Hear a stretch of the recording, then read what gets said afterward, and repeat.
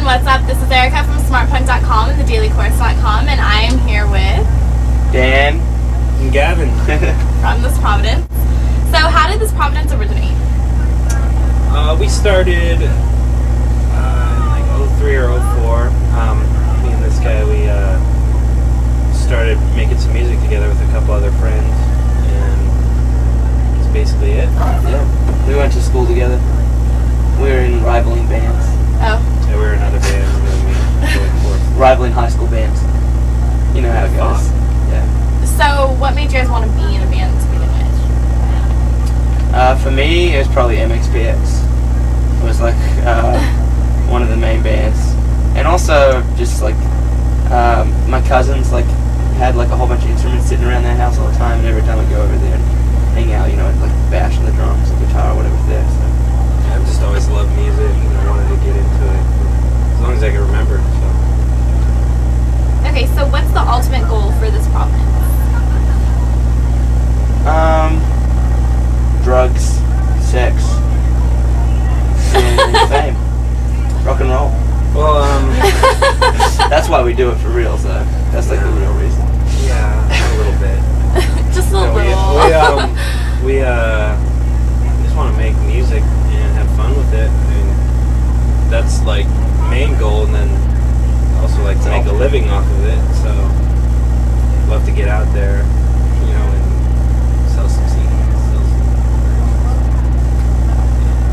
that whole thing. Yeah. So what's the creative process like with you guys? Creative, huh? Usually Gavin will write some like musical stuff, and then he'll show it to me. I'll be like, oh yeah, that's cool. Let me try singing this over it, or like I'll take it home with me or whatever, or I'll write something like a little jam and we'll make it sound more musical, and then we just take it to the band and it goes from there. So what's something you've learned throughout being in the studio?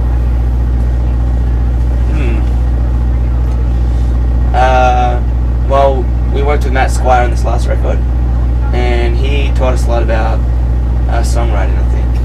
Just, he like really helped me, at least, like, as someone who writes like the melodies and stuff, like, just like not stress out so much about it, you know, just let whatever like flows, you know, just like try singing that. That was like probably my biggest lesson that I learned in the studio this time.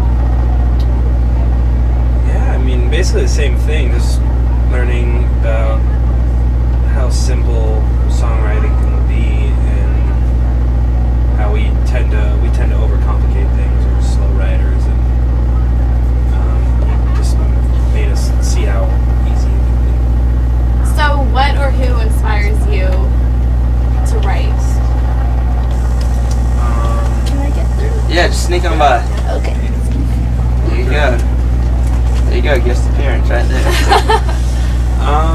What inspires? Oh, well, there's a lot of bands that inspire us, a lot of music inspires us. This guy right here, Siski, kind of music. He inspires us. How's the interview? Awesome. I don't know, Oasis, we always say that one. The Cure, The Killers.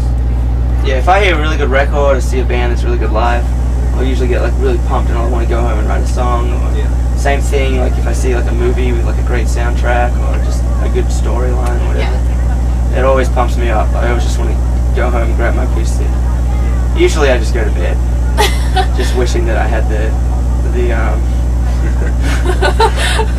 endurance to stay awake. But yeah, when I do actually write, it usually comes from something like that, or reading a book even. So your third album, Who Are You Now, was released March 17th. Now, how are you feeling before the album was released compared to how you're feeling now that it's out? Well, we'll feel amazing. I'm gonna feel great. Tell you what. Yeah, we're kind of antsy right now on the edge of our seats, kind of waiting to see what happens. Yeah. I mean, it's already been streaming online a little bit, and we've been selling them, so the reaction's been great so far. Did you tell him who bought the first copy? Oh yeah, this guy Adam Siski, he bought the first copy ever, the first hard copy ever, first one.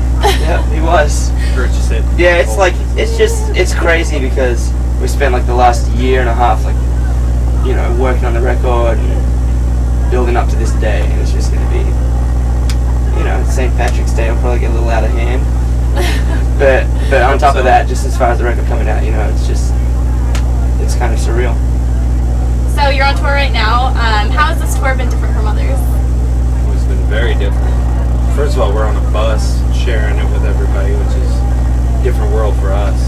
And first of all, we're playing acoustic. Oh yeah, there's that whole thing. I'm just stoked to be on a bus right now. But Yeah. acoustics, it's very, and it's only us too. We don't have our rhythm section with us. And our songs rely really heavily on that stuff too. So it's like weird, like trying to make them acoustic. Some of them it works pretty good, and some of them it's just strange. Yeah. But it's been good. So describe how you feel when you're performing. Depends on the night for me. It varies. Sometimes I'm angry. It's true.